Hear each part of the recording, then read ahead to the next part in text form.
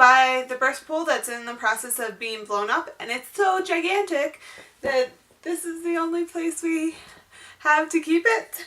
So this week I've spent the last couple of days convinced that baby is coming. Like literally having dreams about it, waking up feeling like baby's coming. I don't know why there's really no signs of like mucus plug or pressure waves or anything like that. So it's in my mind that I think I realize it's coming soon.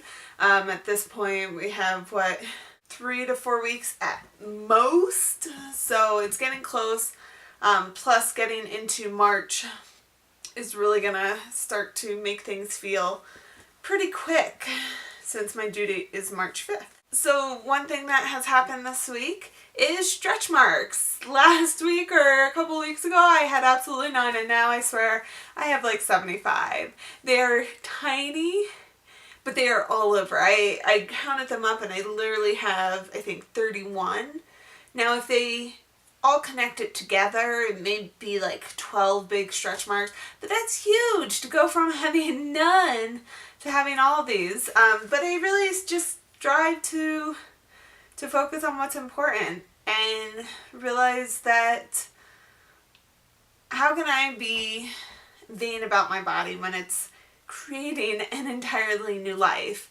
So I just really try to focus on that and not the vanity aspect of it. And it really doesn't matter. The only people that are really gonna see my belly is me and my husband. I rarely wear 2 pieces at the beach, so you know it's really it doesn't matter. I'm not going into any beauty contest. So we did hire a birth photographer, and that was something that I went back and forth and didn't know if I wanted to do, but luckily one of the photographers that I was looking at, she recently formatted her business to focus mostly on births. So not that her experience has changed, but just the fact that like this is actually what she wants to do, not just something she kind of got saddled into doing before, made a big difference. So we had a long conversation with her, and I felt really good about it.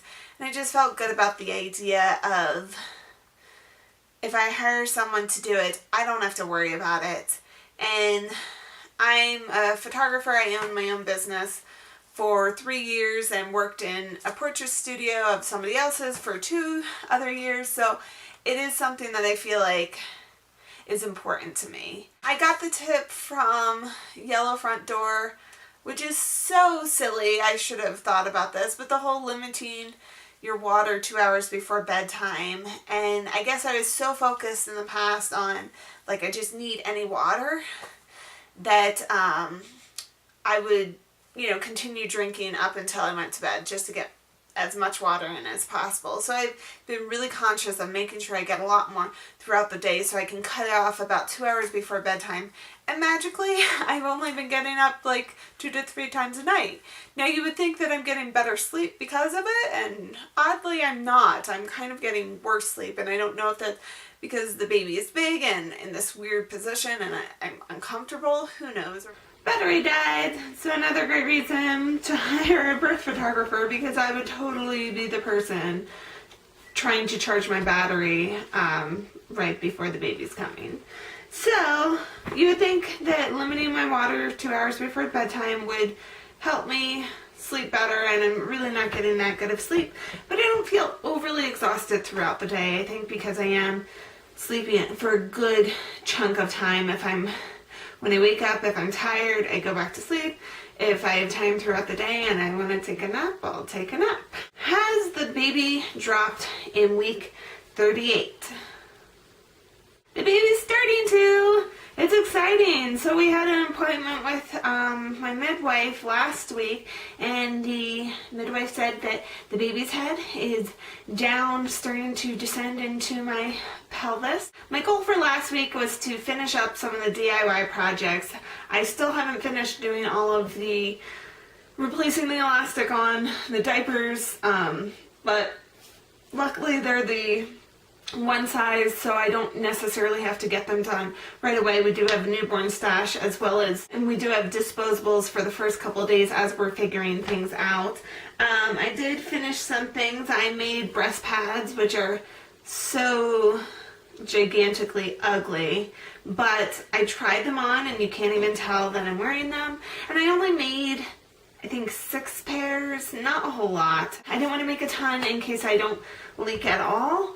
And it's enough to figure out if it's something I need. If I end up leaking a lot, these probably won't work that well anyways, and it can be something that I can either buy the, commercial brand reusable ones, or I can buy disposable depending on what my needs are. I didn't want to spend a whole lot of effort on it, since even if I leak, I might only leak for the first couple of months, and that didn't seem to be a good use of time to make a whole bunch and then maybe end up not using them at all. So I do have those covered for a little bit. I also made these receiving blankets. I have a ton of this brown flannel that I bought, and I don't know why. I bought a couple of years ago and I bought yards upon yards. I bought a whole bolt. So I made this the size of a flat cloth diaper. It's 30 inches square. Just really simple. I'm going to use them as burp cloths, and I kind of wanted to make them the size of a flat so that I can do some flat diapering, because I think that would be fun. So I think I have 9 of these, plus I have some receiving blankets that I can use, which I prefer not to because they're really cute and these are ugly, so let's use these first. But at least I have those if we run out of these. My goal for this week is to do the should have done weeks ago list, such as we need to install the car seat, and I know that's horrible, and you kind of get away with it a little bit when you're planning a home birth because the hospital is not there telling you have to have it installed. But it's even kind of more important for us because if we have an emergency and need to transfer the baby to the hospital, we have to have the car seat installed. So that's one of my major goals for this weekend, and hopefully I will sleep better once it is installed. We need to inflate the birth pool, which my husband is currently working on.